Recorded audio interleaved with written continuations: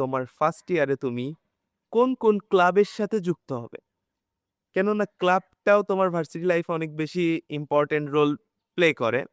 তুমি যদি তোমার স্কুল কলেজ লাইফের দিকে একটু খেয়াল করে দেখো, স্কুল কলেজ লাইফে কিন্তু সাধারণত বেশিরভাগ স্টুডেন্টদের ক্ষেত্রে দেখা যায় যে তারা খুব একটা ক্লাবের সাথে যুক্ত থাকে না। তারা সাধারণত পড়াশোনাই করে।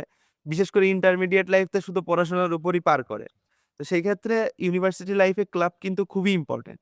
তুমি যদি এই ক্লাব জিনিসটা মিস দাও তাহলে তোমার লাইফ থেকে অনেক বড় একটা পার্ট মিস হয়ে যাবে।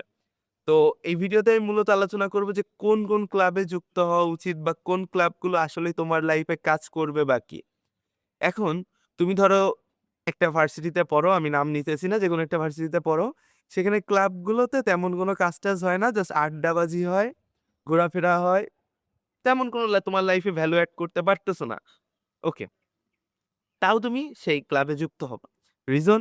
রিজন হইতেছে যে আমি ধরে নিলাম সেখানে কিছু শেখায় না, সেখানে কোনো কাজ হয় না। বাট সেখানে তুমি একটা কমিউনিটি পাচ্ছ যাদের আসলে শেখার ইচ্ছা আছে বলেই কিন্তু সেখানে গেছে। আমি ধরে নিলাম আড্ডা দিতেছে, বাট তাদের তো একটা শেখার ইচ্ছা আছে।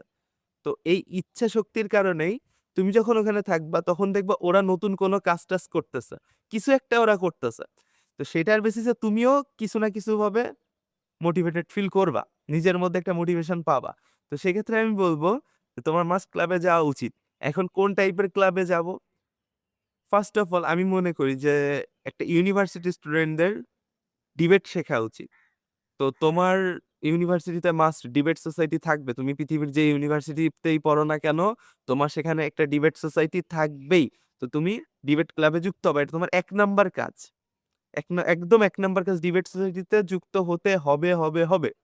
দেন তুমি যদি মনে করো যে আমার একটু ডান্স-টান্স করতে ভালো লাগে বা আমার গান গাইতে ভালো লাগে, সেক্ষেত্রে আমি তোমাকে সাজেস্ট করব যে তোমার যদি ওই রিলেটেড কোনো ক্লাব থাকে অবশ্যই সেখানে যুক্ত হবা।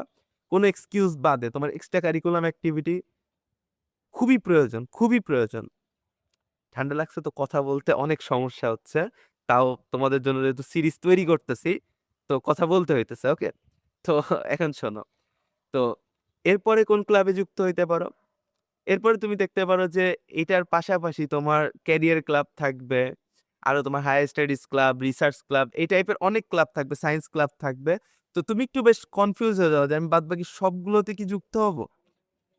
এখানে আমি একটু ক্লিয়ার করি, সবগুলো যুক্ত হওয়ার দরকার নাই।